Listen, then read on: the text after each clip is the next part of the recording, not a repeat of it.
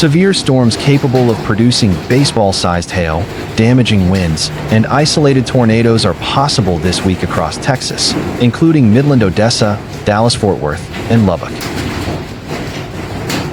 Forecasters expect the threat of severe weather to persist from Tuesday through at least Friday, with storms tracking eastward across the state.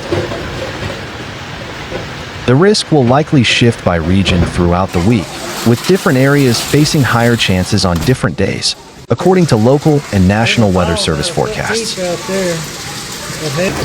The National Weather Service in Midland warns of a medium risk of severe storms Tuesday afternoon and evening, mainly east of a Tatum to Panther Junction line. Large hail, damaging winds, and isolated tornadoes are possible, especially in the Permian Basin and southern high plains.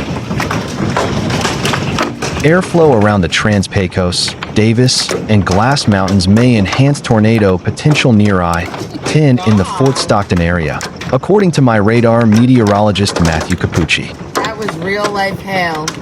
Thunderstorms are expected across much of the South Plains region Tuesday afternoon, continuing into the night, according to NWS Lubbock. Some storms may become severe, producing large hail and damaging wind gusts. While the tornado threat remains low, an isolated tornado cannot be ruled out. The Dallas-Fort Worth area could see 2 rounds of storms Tuesday. The first will be isolated afternoon thunderstorms across central and east Texas, mainly south of I-20 and along/east of the I-35 corridor. Coverage will be sparse, and any storms should weaken quickly after sunset, according to NWS Fort Worth/Dallas. A second round may arrive after midnight as a weakening cluster moves in from the northwest. The best rain chances, around 40%, will be across western North and Central Texas, but forecasters are uncertain how strong these storms will remain. Both rounds carry a low-end severe threat. The main risks are hail and damaging winds. Severe weather is expected to intensify Wednesday with a sneaky tornado risk across West Texas, Capucci said online. Supercells may develop along the dry line, where dry desert air meets Gulf moisture, bringing threats of destructive hail up to baseball size, 70-plus mph winds, and isolated tornadoes near La Mesa, Big Spring, and Snyder. Moisture levels will increase, and a weak mid-level disturbance could spark stronger storms, especially where they interact with leftover outflow boundaries from Tuesday. Similar setups triggered tornadoes near Anson and Hawley in May 2024. Storm development will be influenced by a phenomenon called Lee cyclogenesis, when southwesterly winds over the Rockies generate low pressure on the eastern side. This setup, combined with vertical wind shear, could promote storm rotation. North of the warm front, cooler air may suppress severe activity, limiting northern Oklahoma and Kansas to hail and gusty winds. The National Weather Service office in Midland reports a medium risk of severe thunderstorms expected Thursday afternoon and evening, particularly over the western low-rolling plains and Permian Basin. Any severe storms could bring large hail, damaging winds, and isolated tornadoes. In North Texas, the unsettled weather pattern will persist through the end of the week, with scattered showers and storms each day, according to the National Weather Service in Fort Worth. While a few storms may be strong to marginally severe, the overall risk for widespread severe weather remains low. Storm chances will gradually decrease through the weekend, but will rise again early next week. The National Weather Service, NWS, issued a severe thunderstorm warning for Williamson County, including Georgetown, as the storm moved through the area. According to local reports, the hailstorm struck around 20:30 Central Daylight Time on April 22nd, with the most intense impacts felt in Georgetown and nearby Round Rock. Reports indicate that hailstones as large as tennis balls fell in parts of the area, resulting in shattered windshields, broken windows, and damaged roofs. Local businesses, including car dealerships and retail centers, reported shattered glass and dented inventory. Social media posts from residents and weather trackers described hail covering roads like snow and shattering windshields, with one Georgetown resident reporting, "My car's windshield is completely gone."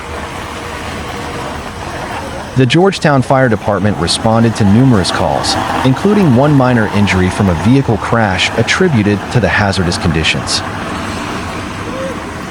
Encore, the region's primary electric provider, reported approximately 5,000 customers without power at the peak of the storm, with restoration efforts continuing into the following morning. According to HailTrace, a weather tech company, damage assessments estimate that nearly 29,000 structures in Georgetown and surrounding areas were impacted by hail of 2.5 centimeters, 1 inch, or larger. NWS meteorologists noted that the storm was part of a broader weather pattern bringing severe thunderstorms to central Texas. While Georgetown bore the brunt of the hail, other areas in Williamson County, including Taylor and Hutto, were under a severe thunderstorm watch until late Tuesday night. No fatalities were reported, but the scale of property damage has raised concerns about recovery costs in a region already accustomed to springtime severe weather. Local officials are urging residents to report damage to Williamson County Emergency Management to aid in recovery efforts. This event marks the latest in a series of destructive weather events in Texas this spring. On March 25th to 26th, a hailstorm in Dallas-Fort Worth caused extensive damage to vehicles and homes, with hail up to 5 centimeters, 2 inches in diameter. Central Texas is particularly prone to such storms due to its warm, moist air masses that fuel powerful thunderstorms, according to meteorologist Eric Bruning. Spring is peak season for hail in Texas, and Georgetown storm shows how quickly these events can escalate, Bruning said. Hail up to ping pong ball size, 1.5 in diameter, was reported in northwest Chatham County, with hail up to quarter size reported in Durham and Wake counties. The largest hailstone ever measured in North Carolina was 4.5 in diameter, about the size of a grapefruit. Hail reaches severe thunderstorm criteria once it gets to quarter-sized or an inch in diameter. Pea and marble-sized hail isn't too out of the ordinary in central North Carolina, but anything bigger than a quarter certainly is. Hail forms through a pretty straightforward process in thunderstorm clouds. Frozen water droplets that try to fall out of the cloud get swept back up into the cloud by updrafts. Updrafts are essentially the storm's engine, allowing it to continue to intensify. As this process happens over and over, and the frozen droplets go up and down in the clouds, the hail gradually gets bigger as water condenses on the growing hailstone. If you cut a hailstone open, it will look a lot like an onion, with layers showing that process repeated. Eventually, the hailstone gets too heavy, and the updraft cannot sustain the process anymore. That's when it falls to the ground. The main reason why hail is rare in North Carolina is that the freezing level is usually too high, especially in the summer, to promote any hail growth. The higher in the cloud the freezing level, when the temperature goes below 32 degrees, is, the smaller the region for hail growth is. The power of the storm, or the updraft speed, needed to keep a hailstone suspended in a cloud is pretty absurd. To keep Tuesday's ping-pong ball-sized hail in the cloud, the updraft had to be 60 miles per hour, almost highway speeds. That just goes to show the power of Mother Nature.